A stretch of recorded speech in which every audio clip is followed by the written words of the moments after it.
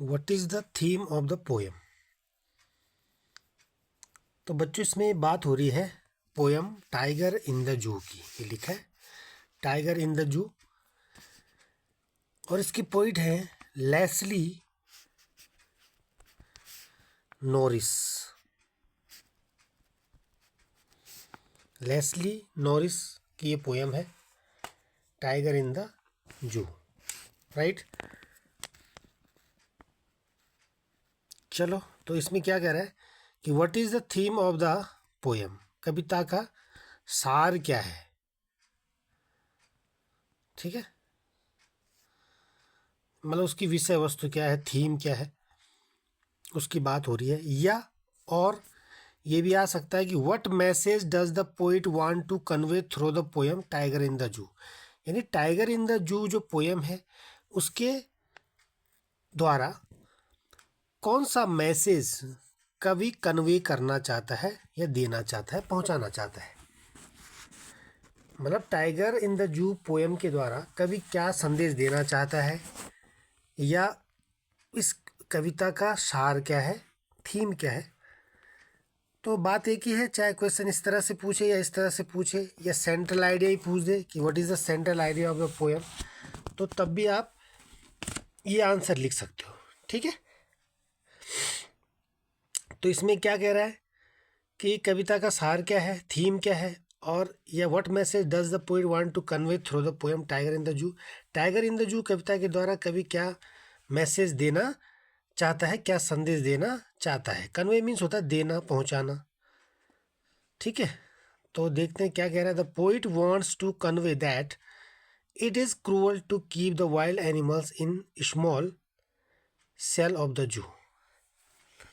कवि wants to convey that, कवि ये संदेश देना चाहता है दैट कि it is cruel to keep the wild animals in small cell of the zoo. यानी जो जू होता है, चिड़ियाघर होता है, उसकी जो छोटी सी सेल होती है, ठीक है, जो छोटी सी कोठरी होती है, सेल मीन्स कोशिका भी होता है बच्चों। ठीक है, सेल मीन्स जो छोटी छोटी सेल से हमारी बॉडी बनी होती है। एनिमल्स की बॉडी किससे बनी होती है, कोशिका से बनी होती है। ठीक है, और सेल मीन्स कोठरी भी होता है, राइट। तो क्या कह रहा है कि the poet wants to convey that, कभी ये मैसेज देना चाहता है कि इट इज़ क्रूअल, कि ऐसा करना क्रूअल होगा। क्या करना क्रूअल होगा, मतलब ये ऐसा करना निर्दयता होगा। टू कीप माने रखना, द वाइल्ड एनिमल्स जंगली जानवरों को, in small cell of the zoo चिड़ियाघर के की छोटी सी कोठरी में रखना एक प्रकार से निर्दयता है। कभी ये कहना चाहता है कि जो जंगली पशु होते हैं उनको, मतलब उनके जो नेचुरल हैबिटेट होता है उसी में रखना चाहिए। लिखा ना, away from their natural habitat, यानी उनके प्राकृतिक आवास से उनको प्राकृतिक आवास से दूर रखा जाता है और चिड़ियाघर की एक छोटी सी कोठरी में उसको रखा जाता है। तो ऐसा करना एक क्रूएलिटी होगा। ठीक है, they feel angry, helpless and unhappy and remember their life and environment in the forest.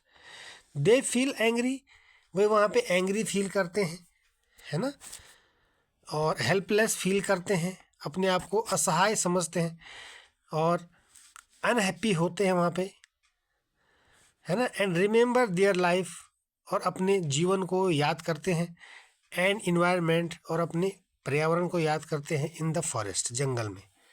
यानी वे क्रोधित होते हैं, एंग्री होते हैं, हेल्पलेस हो जाते हैं, असहाय हो जाते हैं, और अनहैप्पी को फील करते हैं, अनुभव करते हैं, और अपने जंगली जीवन व वातावरण को याद करते हैं। Remember their life and environment in the forest, और जंगल में वो अपने जीवन को याद करते हैं, अपने जंगली जीवन व वातावरण को याद करते हैं। ठीक है, तो यही इस पोएम का थीम है, यही इस पोएम का मैसेज है जो कवि देना चाहता है।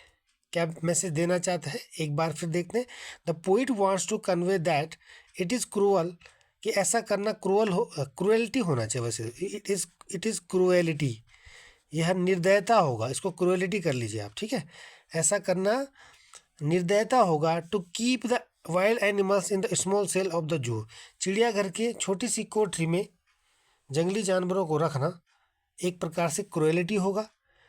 Away from there natural habitat, उनके प्राकृतिक आवास से दूर, यानी उनका जो प्राकृतिक आवास है वो प्रकृति के बीच रहते हैं, जंगलों में रहते हैं, तो वहाँ से उनको दूर करके जू की एक छोटी सी कोठरी में रखना, ऐसा करना क्रूएलिटी होगा।